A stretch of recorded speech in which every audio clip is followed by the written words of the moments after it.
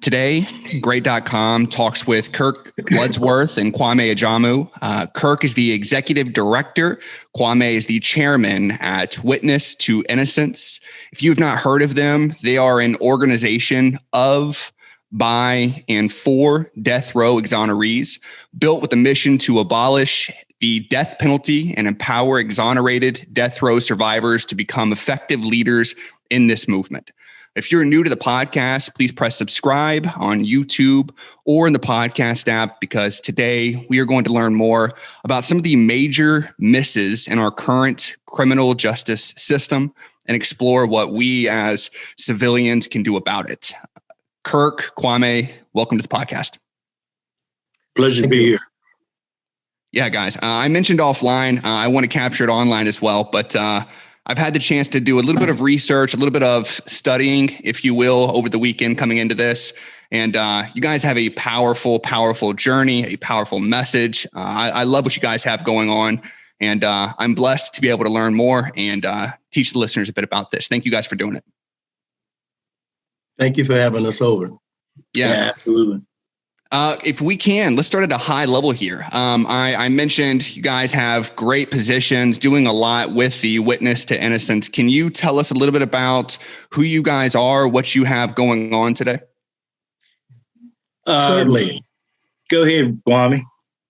Certainly. Being a chairman, puts me like smack dab in the middle of both the membership and Kirk's position, which is actually running Kirk's balls, doing the administrative part.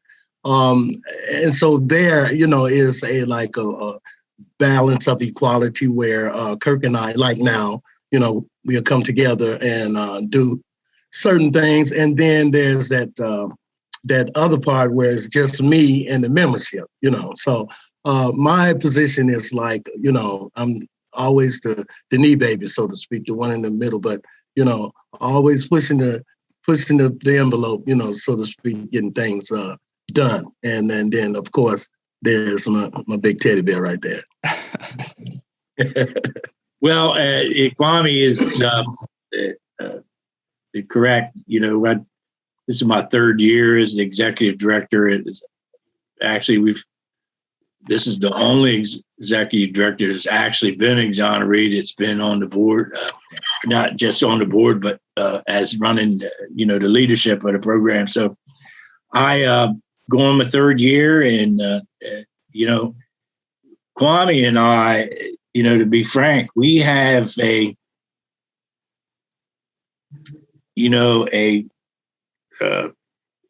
I'm trying to think of the term to use, but we work together and to try to achieve goals with the organization. And I run the front office, and we're constantly in the middle of different campaigns of, whether it's to abolish the death penalty in New Hampshire, or whether it's to have criminal justice reform in Ohio, whether it's it's doing an op-ed about the death penalty. We are, like you said this morning, Joshua, we are by and for death row exonerees and their family members. We're run that way. And, we feel like, there's an old joke that you can always, stick your head up a butt of a bull's ass, but you better ask the people that done it. And these men and women, when you're looking at a good steak, but I would take the butcher's word for it. We run right headstrong into this. We figured that our experience, and Einstein said it too, man. He said it. He said, if you want to be successful, have a value, and the value is not to have a death penalty. Mm-hmm. And so we recognize that, but the value also is having these wonderful men and women tell their stories. That is beyond, I tell people all the time, you think my story is unique, it is not. And we have a plethora of people here that know what the story is. So, Yeah, and Kirk, you hinted at some of the missions and projects and case studies or use cases that you guys have already gone through and effectively tackled and conquered. I love that. I want to double click on it here in a second, but before we even get there, I'd like to maybe get both of your stories, understanding that they're not, in the broad sense, unique, right? That there are lots of folks that have gone through a similar cycle and system, but for the story and sort of how you've come upon the witness to innocence, I'd like to capture your journey and how you found this. You want me to start that off, Kwame, or? So I'll take it, Kurt, because you actually have more abolition experience. So, yours will be a bit better, I think. I was just 17, man, when I got, I always say, accosted by Cleveland, Ohio's finest. And my brother was 20 and my friend was 18. It was three of us. And we were arrested, charged with aggravated murder, attempted aggravated murder, and sentenced to die subsequently. What occurred at that time, the year was 1975, May 19th, to be exact. And what had occurred was a white man of 59 years, Harold J. Franks, entered our neighborhood, all Black neighborhood. But he was working. He was a United States money order salesman. And so he was coming to Fairmont Cut Rate in our neighborhood to either deliver or pick up, his money order business on what would subsequently be the last day of his life. So when this happened that morning, that it happened, myself and my friend, Ricky Jackson, we were away from the neighborhood shooting basketball. We come back to the neighborhood, I'd say within a half hour proximities of the crime happening or had happened. And we stopped and talked to some other neighborhood friends. Eventually ended up going towards the store, but to one that was closer than the store in question, but in the same neighborhood. And while we were there, we stopped and talked with two of the girls who would initially end up being the sisters to the little boy who made all this happen in my life. While we're in this conversation with these girls, a car pulls up, their father's in the car, the young brother who was 12 years old at the time, Edward Vernon, and another sister and a friend. They were coming from the hospital.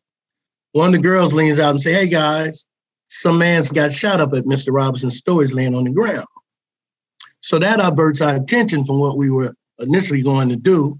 We walks up to the store and sure enough, there's this white man laying on the ground, in that position they always got him in, dead, And so we stayed for a while with the news and the cops and and the crowds, and we all left. What occurred during that time was the police canvassing. And somewhere in there, they asked that obvious questions, anyone seen or known anything? And this kid, these two girls' little brother, 12 years old, Edward Vernon, raises his hand. I did, What we would find out later is that on the way coming home from the school bus, they heard about this incident. And so the kids on the bus were, "Oh, it might have been so-and-so. Oh, those guys did it. Oh, they always, yeah." And so by the time he got off the bus and got to where the crowd was at, he was convinced of who he thought did it. They took him in. This was on May 19th, 1975. They took him into, their interrogation or whatever. 12-year-old kid.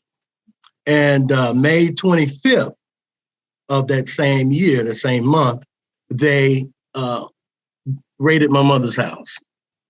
So I'm in the bed, sleep, 17 years old, and I feel something hit my feet. Open my eyes, man. I couldn't count the cops. There's so many Cleveland's finest with the shotguns and 38s and 45, every gun they had, they was pointing at me. Below me, in the fetal position, sleep, they had all these guns pointing at me, right? So, but being that I am a mama's boy, I was the baby boy, and my mother had a very serious heart problem. She had had 2 heart attacks in my lifetime so far, I just knew that if them cops was around the corner in my mother's room, she would probably have a heart attack. So I just voted past them, and to my amazement, they didn't try to stop me, man. They ran with me. We get to my mother's room, and sure enough, there's the cops. So I flip out. I mean, I fucking flipped my wig, right? I said some words that I still don't remember saying that were foul, to these cops. And that got me arrested. Well, what, this little loudmouth will take him down, but they couldn't take me down, They had to take me to juvenile, because I was 17. Now, initially, when they came in, they had arrest warrants for both Ricky Jackson and Wiley Bridge, my brother and my friend, right? How and why, I don't know. At that particular time, I didn't. So I get down to juvenile, and it would take like 12, days, maybe the 2-week span before here they come with me now as the third participant in this homicide. So as the story went, I was standing outside the store, I was the cool cat, check the man out, but I'm sipping this whatever I'm sipping, this beverage in this Dixie cup, and then the man comes back out, and now the beverage is no longer what I'm sipping, but it's acid, gets thrown in the man's face, the Dixie cup is still a Dixie cup, and I'm still alive drinking this, but anyway, then I come out with a pipe from somewhere to beat the man with the pipe because the acid obviously didn't work, and then so that's when Ricky came from whichever corner he was on and shoots the man. The lady in the store looks out the window because she hears the commotion. She gets shot in the neck, on the right side of her neck. And we run to the car when my brother was, I think, a block away, as they said in the story, in the getaway car, and we take off. Problem was, Mrs. Robinson, the proprietor of the store, was the same lady that let me work in the store over the summer. Ricky, my brother, knew me ever since I was in grade school, elementary school. And so when she came to testify in court, naturally she wanted to see justice served, but she could not tell them that it was either myself, my brother, or Ricky Jackson because she knew us personally and she didn't recognize the people that was outside that door, and especially the man that shot her in the throat. But that wasn't good enough because in the city of Cleveland, the county of Cuyahoga, in that particular time, there was a very strange thing going on socially, and that had to do with the cops, and it had to do with peoples of color. And so they had this practice the way they would, what they call clearing the books. So if they got your black ass in jail on one thing, and if it's some other things that make you fit the description, they would clear the books. So here we are, right? We would learn that there were 7 other men who had been arrested and held on the same charge that we were pending, but they didn't have a witness. So this is what made our case so strong in their prepped up court. Now, how they were able to coerce this witness, man, is one for the fucking books. I tell you, the honest to God truth. And so here we go. Now he's 12 years old, so his parents should be with him, right? Not. They allowed him to use the phone though to call his mom. He called his mother, and as we find out later on, the boy was a pathological liar. And so his family knew it. So his mother said, "Boy, you down there shaking them guys' trees, tell them the truth and come on, home, and go home," is what she told him. And the reason why she said that, and the reason why he had to call her, was because she was in the hospital. She wasn't at home. She was in the hospital. The cops knew that, and the kid knew that, right? So he comes out and he tells the cops, after he get off his phone, I don't see nobody, or whatever he said, to the contrary of what he had initially said, And well, what about this guy and this guy? And, mistake. I didn't mean it like that. Whatever he said, So his testimony in the exoneration trials was that way back then at 12 years old, once he said that, his mother told him to say that, man, they started slamming desks and hitting on the wall and screaming at, he just 12, and screaming at me and turning over the chair and telling me that I had committed perjury and I was wrong and that they were going to put the charge on my mother and put her in jail instead. So now here's the bone crusher to all that. She was in the hospital dying, fellas, of ovarian cancer, and those cops knew it. And so they pulled the trigger on this little boy's greatest emotion, the love of his mother. And they utilized this love of his mother to come back out and pick Ricky Jackson and Wally Bridgman as being what he saw and the way they wrote it up. So they still hadn't had me. They still had to figure out how to get me, you know. Lucky for them, I was in the juvenile thing, and so they just made me be the guy with the acid and the stick. Mm. We go to court, no doubt insufficient legal procedure. You know, my lead lawyer was a pathetic drunk, smelled of alcohol every day, and the second chair just followed him because out of respect that he was the first chair. So I got maybe 3 objections during the trial. You know, I got no real standing for your client representation in court. I was just a 17-year-old kid squashed between what I thought was true authority and you know, and what I'm seeing as reality. You know, I like to say now that, you know, we come to a point in our lives where we are able to discern all things that are real as to those things that are just there purposely in front of you, which are obvious, you know? And so, you know, growing up, this is how I learned this, right? I had to be educated in the system. That's how I got out of prison. I didn't have the luxury, as my friend right here, Kurt, or my brother and my friend Ricky Jackson, of being exonerated whilst incarcerated. You see, I had to actually utilize my God-given talents, which was the ability to see that there were others who were in need, and therefore became an educational clerk in the prison system. And it helped over 5, maybe 10,000 men achieve what I myself didn't have at that time, which was a high school diploma or a college degree or some type of vocational adversaries. You see, I had none of that because I was just 17 years old. I was in the middle ways of going through school. So I had to find my way. And then after getting it set up to help these guys, then I go on and get through school. You know, and by the way, the first degree I got was culinary arts. Why? Because I was doing life in prison. So I figured that I might as well eat damn it as good as I could, you know, what I'm doing this time. But back to the story. So, you know, this is what I had to do. I had to actually find a way, you know, to do prison instead of letting prison do me, while at the same time trying to figure out how to keep my sanity when all around me there were men, you know, who was out there, man, you know. And then not to mention the fact that I was in the state territorial penitentiary at such a young, tender age. You know, I was amongst, man, some of the guys, I was in there with the dude that had the wife's head in the bag, you know, if you know that case or ever heard about it. You know, I was in prison with some dogs, man, you know, and all for naught, you dig? And I firmly believe that this is suffer these atrocities and go into prison have not an easy way, but they are protected in some kind of way in that they're not offended by the offenders. You see what I'm saying?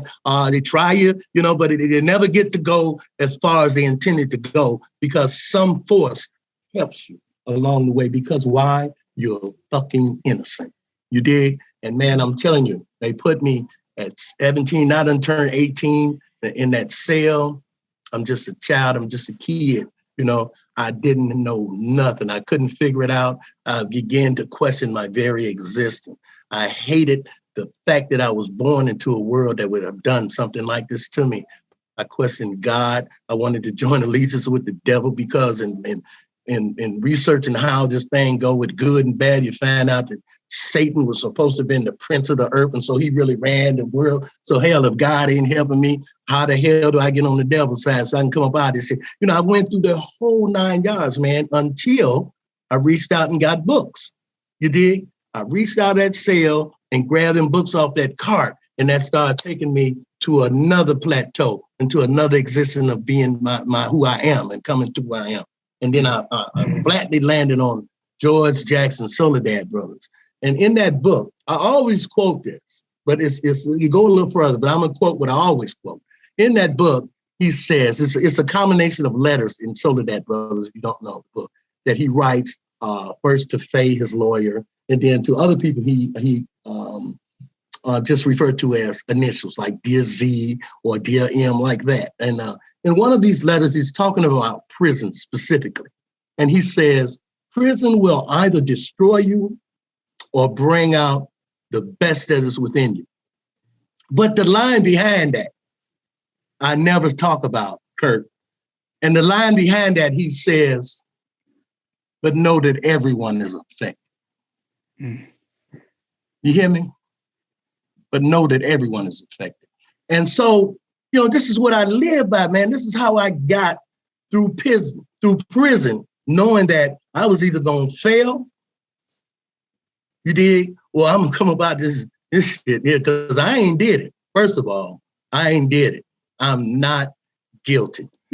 I had to die again when I got liberated from death row in 1978 to go do the 25 years in prison, because my brother had to stay back for another year. You did. So I had to walk past that man's cell.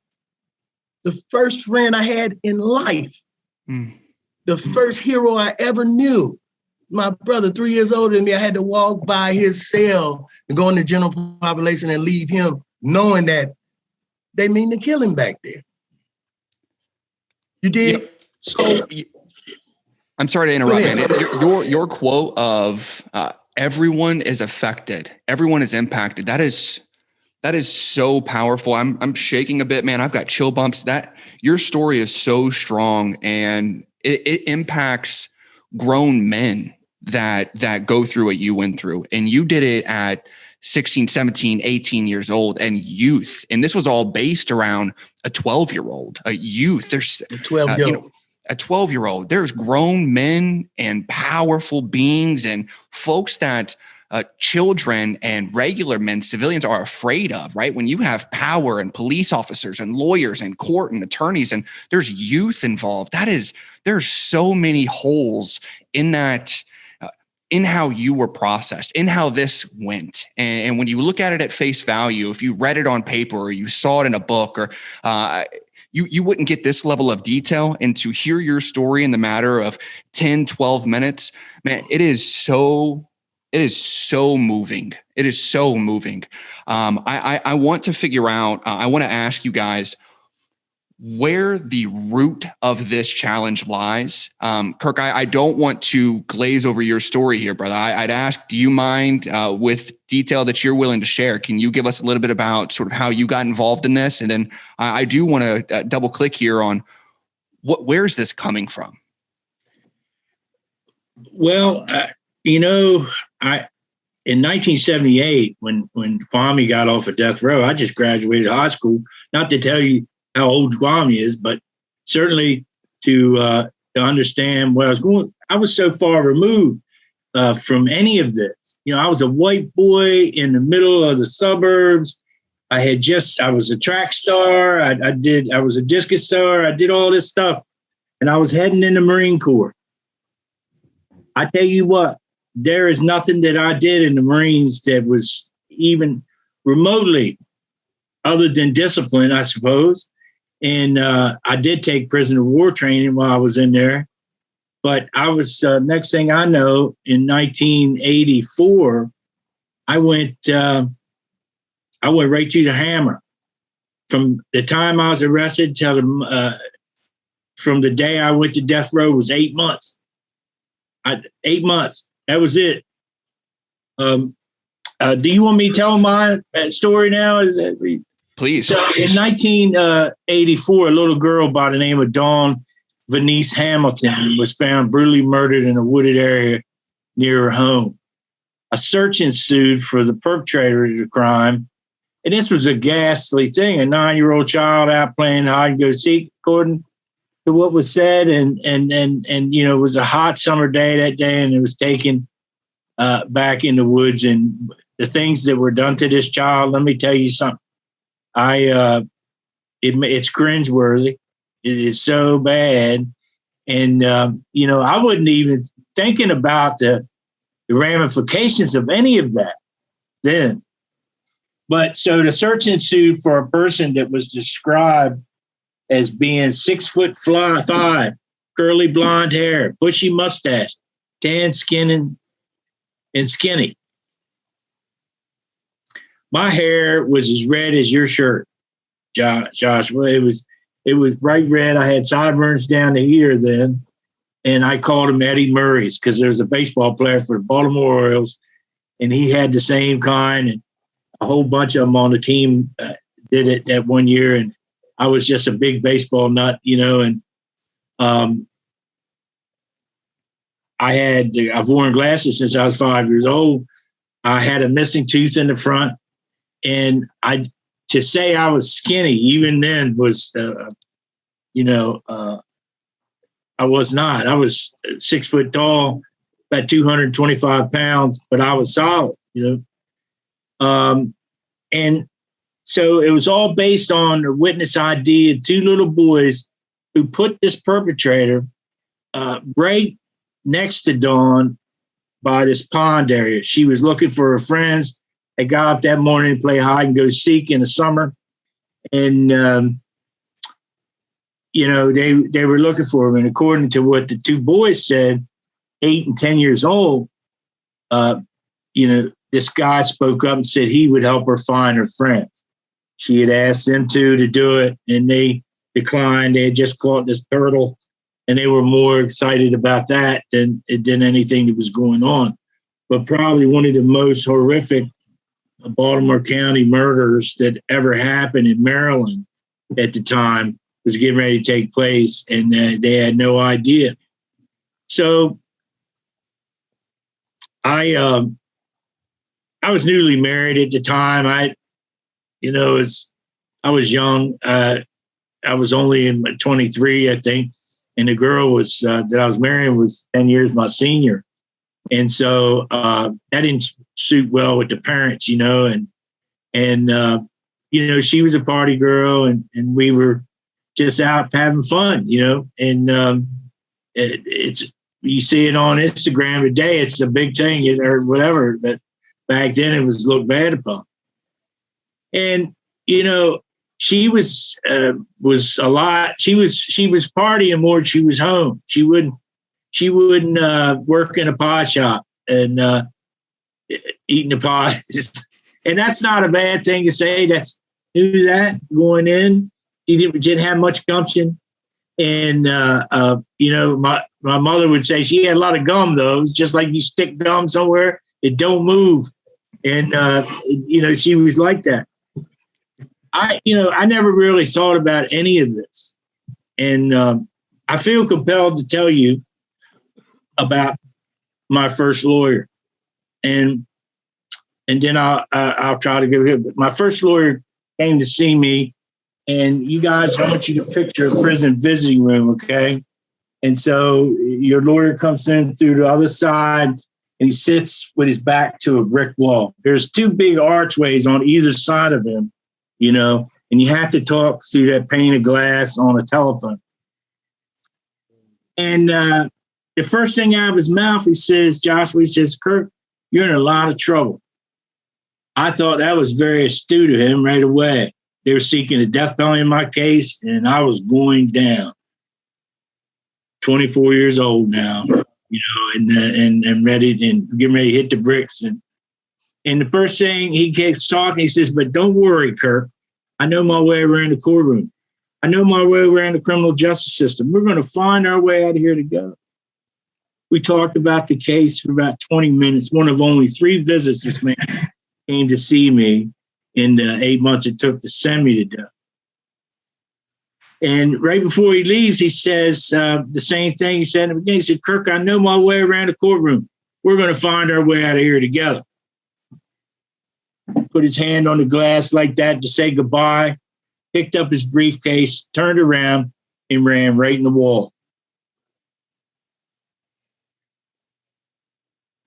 Actually, that was the funniest damn thing that ever happened to me. It would have been funny under different circumstances, but this guy was, he was a putz, as some of my friends would say. He didn't even know his way around that room. That was couldn't get out of the jail, for God's sake. He knocked his glasses off. He dropped his briefcase. I said, Dad, I'm in deep trouble. And my father didn't have a lot of money, and it's just like anybody else. If you didn't do it, they'll find out. Yeah, well, that's true, but it takes a long time, and then they'll convict you and try to kill you first. And so it was really tough. And as it turns out, not to go into super detail after that, but the same witnesses that said they had saw me, they were two little boys. There was 5 identifications witnesses in all. Some people testified that they had seen this person, but they only heard them, and other people testified that they had seen them and they only saw the back of them. They weren't positively IDs, but the prosecution puts all these people on the stand, and this is what it is. It's a shell game, and every time they lift the shell up, the person they want to convict's underneath it. And so that's how it happens to me. I wound up being convicted in the whole courtroom. When the gavel came down on my life, if you found me guilty of all chance I was going to death row, the courtroom erupted in applause. Give him the gas and kill his ass, they said. I wound up spending 8 years, 10 months, and 19 days in prison. And then something else happened. Kwame talks about books. Well, I was a prison librarian, but the book came to me this time. I didn't go to the book. Book came to me, and it was about the first time DNA was ever used in a criminal case. I didn't know it at the time, but I would be the first death row exonerated to try that type of technology back in the day. And sure enough, like I've been telling them, it wasn't me. And they had no idea what it was. And so on June 28th, 1993, I stepped out a free man for the first time in almost 9 years. Now, it would take another 10 years for the prosecutors in this case, to even put it all together. They had a police report came out 8 days before I was arrested. And these jokers, because they had me, they wouldn't go and check that out. And that was the real killer. And it turned out he slept in the same prison with me for 5 years and never said a word. And he was not 6'5" or 6 foot. He was only 5'6", and he was a foot shorter than anybody said he was, and was right there. He was convicted and tried for attempted murder and rape of a woman 3 weeks after I was arrested. And she would have never been attacked, or there would have never been another crime if they had caught him. It's a good thing. He tried to go in there and bust in her room and try to cut her throat, but miraculously the knife got messed up, and she grabbed and stabbed him in the foot with it. And the blood trail led him right to the house, Now, just to follow up real quick, it's we snagged him with the same DNA that freed me.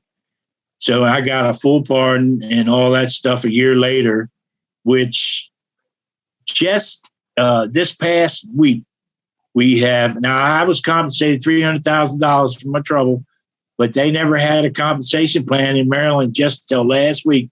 It's passed into law, and then folks will be able to get something. But I knew that the death penalty was the wrong thing to have.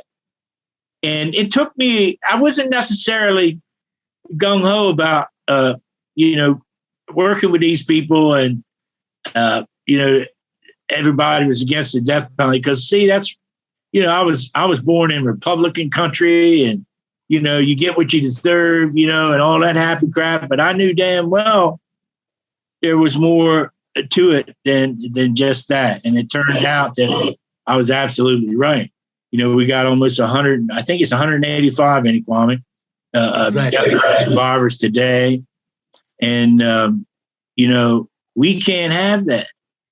And so we have, I started working for Witness and Innocence. It'll be 3 years this coming November and or October, I think. And I tell you what, I can't believe it's went so fast. But we have abolished the death penalty, and not only in Maryland. I did that before, but we did it in New Hampshire and all these other states, Colorado, Washington. You forget it, Virginia just recently. And every year we seem to do it. I hope we can win out today. But that story I just told you is not unique. You can listen through Kwame's voice and hear the same thing. And it should never happen to anybody anywhere. Kirk, do you first? Thank you for sharing the story, your journey, your message with us. I can't imagine any other role or responsibility better for you two than where you sit today and where you're headed. In incredible pieces. You mentioned at the top here at the very beginning of this interview, this is not unique. My journey's not unique. And I ask you both to tell it, to ask you the follow-up question of how many of these are there? Do we have statistics around how many people are wrongfully convicted or on death row that are potentially innocent or that are innocent? How often, how frequent is this? One out of every 9 or 10 convictions end up in exoneration. And that'll tell you something right now. We have a prison population of 300, over 200,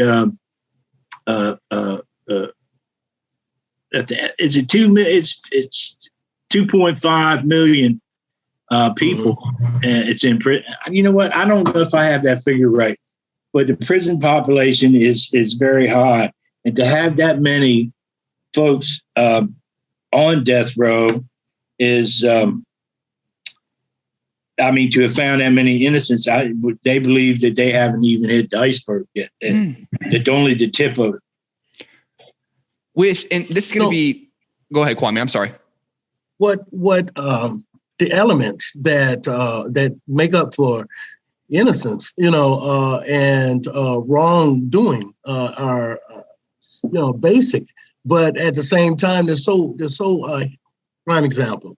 You two guys right now, think about a time when someone you knew in your life, you could have been a kid, now you're grown or whatever.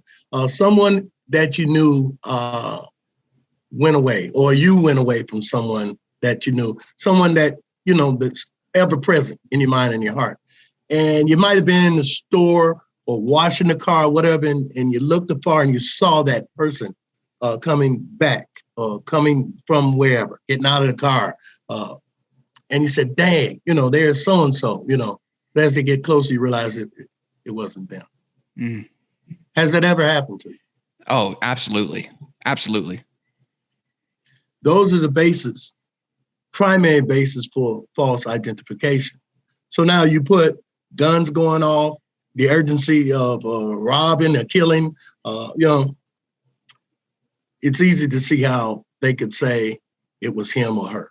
Very, very easy when you can confuse yourself with someone you thought you knew and loved, right?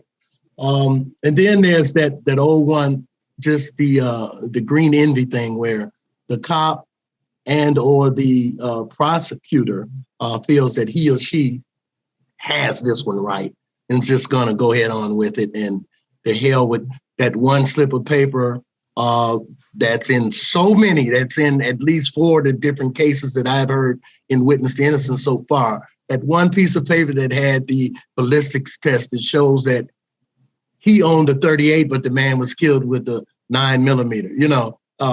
in the office desk there for 16 years and 12 years and 10 years? Or what if they'd have decided to clean that desk? You never would have been exonerated from this. They never would have known that happened, So then there's the one where the ultimate, where the boss thinks that he or she is in fact the supreme, which they are. I'm talking about the judge now, looks totally past all of the inconsistencies of which he or she knows is right for courtroom procedures, and still allows that prosecutor, not to present the evidence they know they had when they was talking in the back room just yesterday. So these things are some of the things that, not all of the things, but some of the things that combine to make wrongful imprisonment happen in the first place. And if it's the big one, here we are, sentenced to die. And, and if we keep not looking, then you got people gone. It's a couple of them that just left that, some people feel may be innocent. There's 3 people now on death row. Julius Jones, Purvis Payne, and even a woman. What's the lady's name now? Just, oh my goodness, she's in Texas, right? Yeah. That is strong implications that these people may be innocent, sentenced to die. So, hey man, the one thing you don't want to make the mistake of doing is pulling a taser instead of a 9mm. I mean, a 9mm instead of a taser. That's right. Okay. You see how easy that was. So that's just my take on that. Man, I want to say it's 2.3 million prisoners in the United States, and as a sidebar, and I think it was 2008 or 2007, we had 25% of the world's population in prison. And so, 600 some people out of every 100,000, you are not going to incarcerate your way out of this. No way, shape, nor form. And you certainly can't kill them all. And you just can't do it, because less than 1% actually get the death penalty. And you can't make it tougher for just the same 2 reasons. We had just told you. There's 2 of them right here. But so I thought I'd show you this. This is what Kirk looked like in 1984. If you could see it, there it is. I can. And so you see how red my hair is. It ain't quite red like that no more. But it's. We've been through more than you can ever imagine. And we have over 50 people in our membership that have endured the same thing. Yeah. Some people don't want to talk about this stuff. But our bunch is pretty vocal. So yeah, Kirk, I can't imagine. You're 100% right. And as you guys talk through this, I find my emotions working up and me pushing them down, because you're right. I struggle to imagine and comprehend just the tenacity, what you guys have had to endure over the last handful of years, and how you've sort of dedicated the rest of your lives, your day to day now, to help others in a similar boat. It is really, really powerful, man. Is the end goal here for Witness to Innocence to strip away, to remove the death penalty as a whole in each and every state? Is that the end goal? I want to ask you a mission. Yeah, I want to ask you a very a tough question. This is something that's eating away at me. I was born and raised in Houston, so I connect with your Southern roots that you're talking about, Kurt. At most cases, both of your cases, the idea of you guys even sitting on death row, it'll rip the heart out of anyone. When I hear, Kirk, in your story there, I believe you mentioned there's a 9-year-old girl, and we didn't talk about the details. We don't need to talk about the details, but anything that involves a 9-year-old girl, I think we would all agree that road needs to end somewhere for that person. And I don't know what that end state is. And that's what I want to ask you is, when we remove the death penalty, when we find that person that did impact, and that we know we're 100% certain that's the person that did whatever with this 9-year-old girl, right? What happens to that person in your perfect world? Well, I have to tell you that we're all going to die, every single one of us. Why not hold that person responsible with their life in a place that they got to live regardless? I am totally for, life without parole. That's my sentiment, and that's my personal sentiment. You can't do it, but see, in the zeal of trying to get this person to grab this person to solve this case, this is what happens right here. And you got Kwame and me both just out and about or whatever, one day, and somebody says, and this all started with me from a next door neighbor calling the police and saying, it looks like my neighbor. Over 500 tips in a tip line. Gee, people trying to be conscientious, but they're really messing up, because let me tell you something. I'll give another Einstein quote. It's memory is deceptive because it's colored by today's events. And we make too many mistakes in a human system. We can't be, we shouldn't be in the business of killing people if we say killing is wrong, regardless, of what happens. Yeah, I would. I would say that strongly, very vehemently, that capital punishment should always have and should never have been a thing. It should be a thing of the past now, and it should never have been a thing of existence. However, I did 28 years in prison, and 25 of those years was spent in, 9 of those 25 years was spent in the roughest prison in the state of Ohio at that time. And then I got transferred out because of security status. But I would say to you, in all honesty, that there are some men that I have been in prison with who should never be out. And I know that there are some men and some women who are in prison who should never be out. And I'm going to say that again to you so that you understand my words. There are some men that I personally was in prison with who should never be out. Yeah, I would agree with that myself. I would agree with that. So that's why we got prison. Exactly. That is the deterrent to crime, prison, not the death penalty. Because what if there was an element of the crime that the person committed, not necessarily calling for death penalty, but he can get 25 out of it.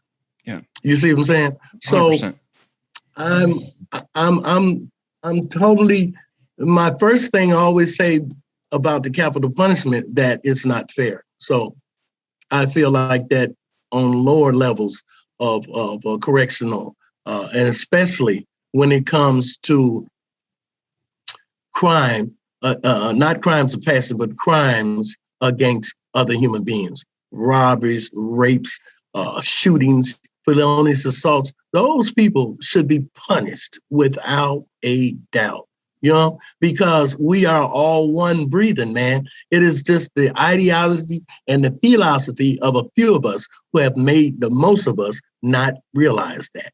But we are one fucking breathing, and we shouldn't shit on each other, dude. I firmly believe that. I mean, I hate to say it like that, but I got to give it to you. It was put really well, bro. It was beautiful.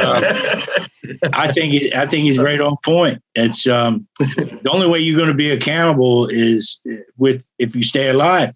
We all have to stay alive with what other people would do to us. And so you see a shooting somewhere, that's done to us as a people. Somebody walks in a place of business, shoots everybody up and whatever. But that person should be alive for what he's done to be accountable for that, and unless the police can get there and not shoot him. But we got questions about that, and that's a whole nother podcast. But it's it's a whole nother podcast right there, because I think we have a problem with who gets shot, just like who gets executed and who don't. So I'll leave that there. But for me, we're not going to execute our way out of this. There's no execution that has ever deterred anybody. Not in a million years. Not since Rome. How do you guys get there? We've talked about your journey, the issue that you're trying to solve, even the end state of 10 years from now, where you'd like to be. Let's say it's faster than that. How do we get there? How are you guys going state by state? Is there some sort of legislation, some sort of law? Like what are you guys doing to combat this today? We're opposed to the death penalty in any form or fashion in the United States, whether it's federal or state. And states are, Virginia, for land's sakes, and Kwame did an awesome little video for them. I wrote testimony for them. If you ever see an abolitionist place, Witness to Innocence has been there, because we're the truth of the story.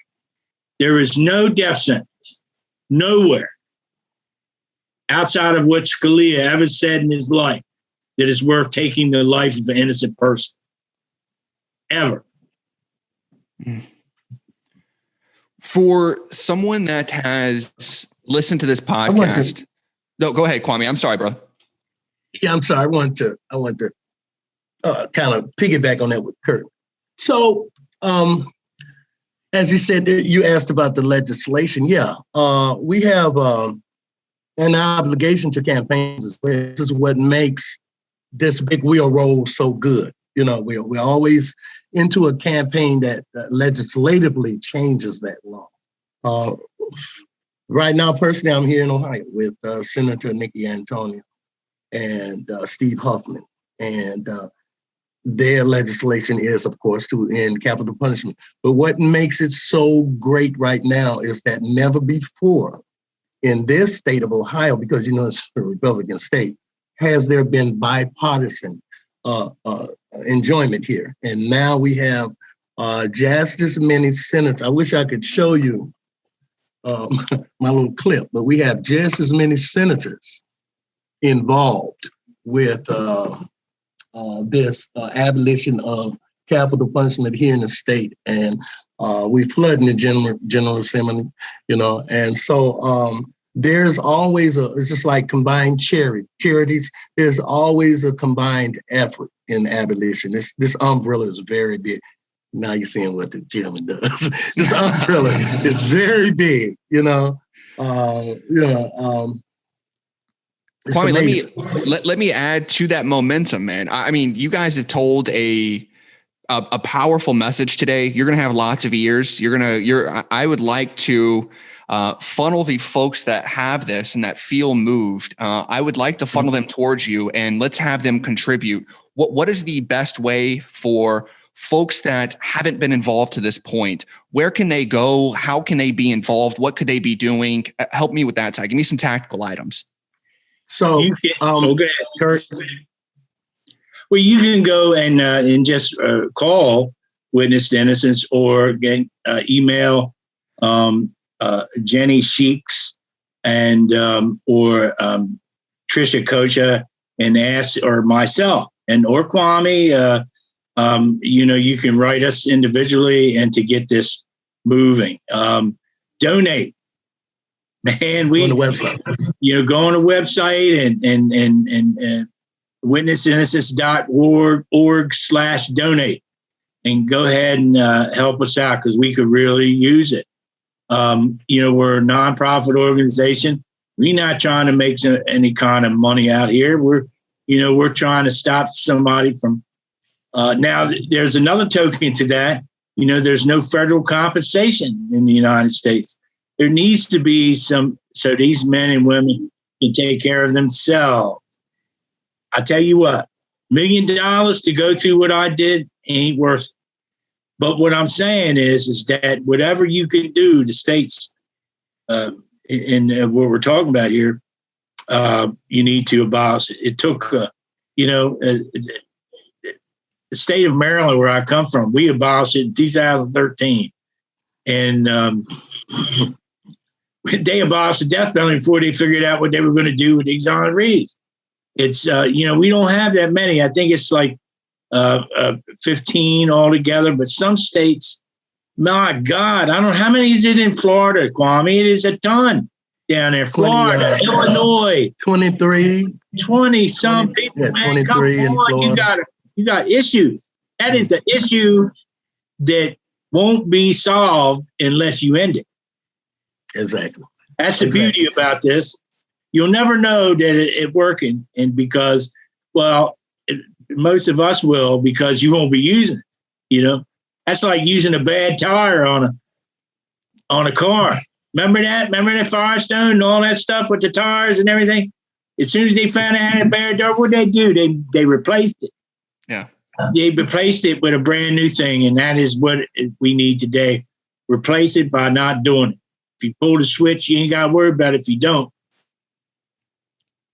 it's that simple. Josh, Yeah. We have I want to tell you also, Josh, we have a workshop, accuracy and justice, and this is probably something that should be cloned out throughout the country, because what this little organization does, Witness to Innocence, through our accuracy of justice program, Kirk and I are two panelists there, is we actually dialogue, with the opposing side. And that's never, ever happened in courtrooms.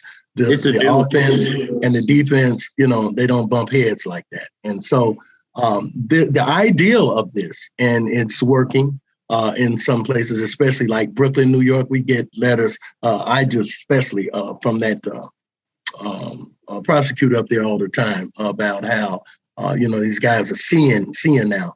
But anyway, what this dialogue does is help them broaden their senses to catch, the little things that entraps individuals into committing prosecutorial or police misconduct before it happens, And so it's very effective. It's very, very relentless in how we go about it. But at the same time, we're so sublime in our measures that our disclaimer is that we're not here to be judged, have a new trial because we have been already deemed innocent, and at the same time we are not here to have any post ills towards any prosecutors here in the office. And they love that, We want to talk about the systemic problems that caused Kwame and I to go to prison to start with.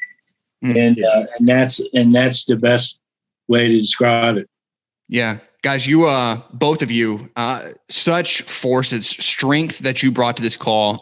It was an honor to be able to spend 60 minutes with you. I wish I could have had 3 hours just to sort of unpack where you guys are at and where you're headed. I cannot wait. I will continue to follow you guys and be a part of, and I'm looking forward to building a relationship with you.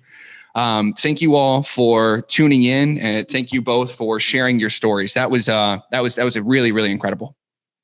Absolutely. Thank you, Joshua. Thank you so much. Appreciate you guys for doing this. For those of you that have been listening, if you enjoyed this episode, please press subscribe on YouTube or on your podcast app. This will show the algorithms that this is an important conversation, so more people can learn about the importance of recognize and doing something about these different issues, problems, and injustices. Until next time, we're out.